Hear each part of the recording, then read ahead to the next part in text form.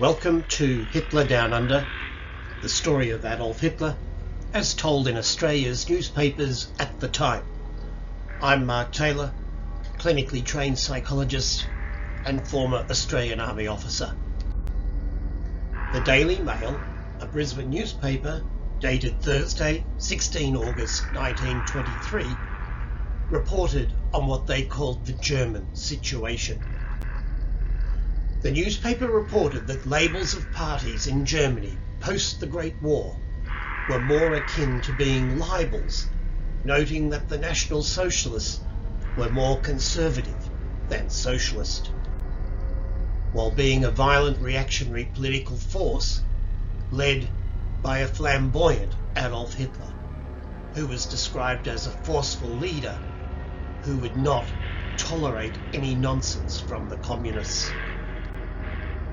Meanwhile, the West Australian newspaper, dated Wednesday, 26 September 1923, reported that Hitler was meeting with General Erich Ludendorff in Munich regarding the German problem.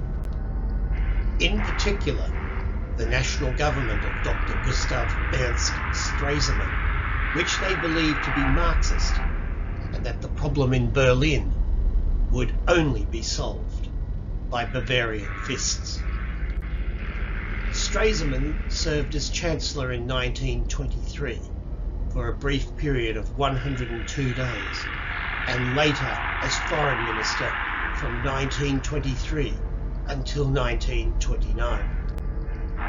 Stresemann was co-laureate of the Nobel Peace Prize in 1926 for his work with Aristide Briand, the French Prime Minister, in brokering a reconciliation between France and Germany. Stresemann died in 1929, aged 51. The West Australian newspaper, dated Saturday, 29 September 1923, also contended that the wartime German general and hero, Erich Ludendorff, was behind the Hitler movement, while noting Hitler was denying that he was fomenting revolution as a result of the French post-war occupation of the Ruhr and Rhine. According to Sir Ian Kershaw, Hitler had been introduced to Ludendorff by Rudolf Hess in May 1921, and the general's name had opened a number of doors for Hitler.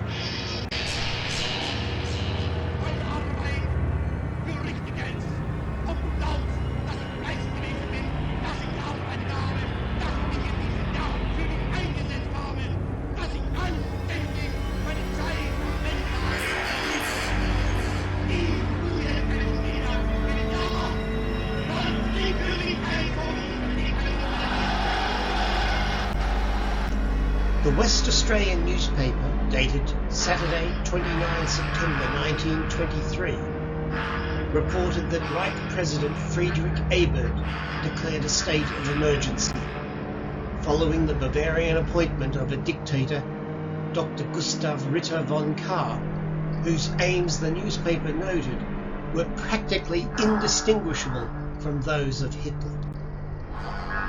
While Kahr, seemingly paradoxically, prohibited 14 mass meetings of the National Socialists to prevent disorder, including a coup by the so-called General Hitler.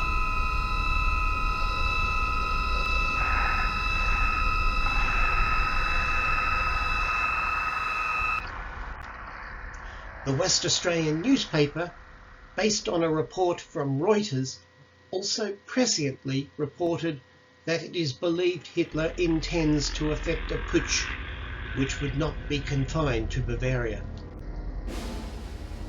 Interestingly, particularly from the perspective of 2020 and the US presidential election, the Advertiser newspaper, based in Adelaide, wrote on Monday, 1 October 1923, about what Lord Bryce contended was a weakness in democracy, that is, its inability to engender the spirit indispensable to its successful working, where the temple of democracy had been filled with lazy, apathetic loungers instead of devout and earnest devotees.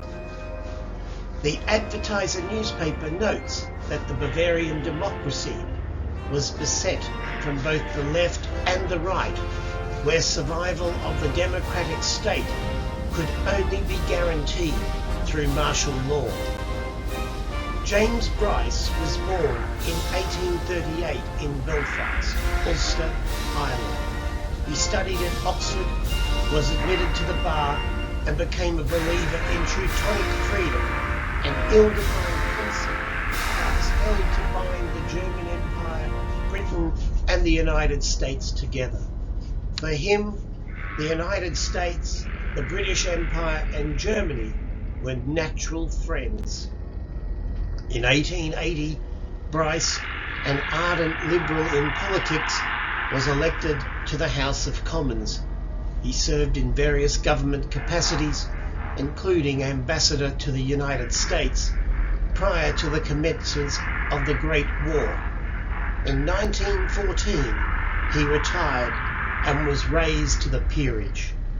Bryce served as a judge at the International Court in The Hague, supported the establishment of the League of Nations, and published a book called Modern Democracy in 1921, in which he was critical of post-war democracy, in particular that of the United States, where the wealth inequality disturbed him.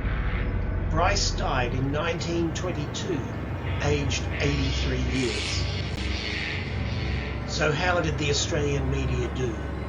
Excellently.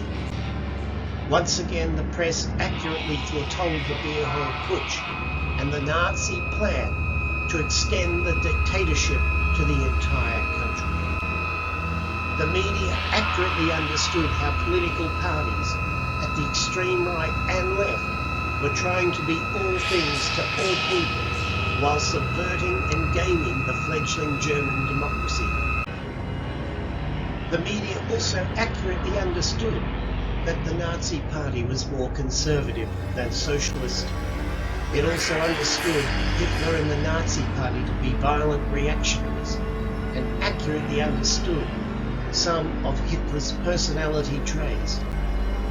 Like many, including in Germany outside of Bavaria, the Australian media thought Ludendorff, the World War I German hero, was the motive force behind the Nazis. This mistake would soon be corrected.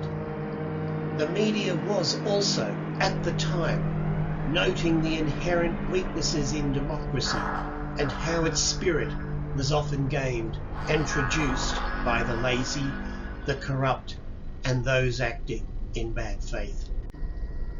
Book 1 continues soon. Thank you for watching Hitler Down Under.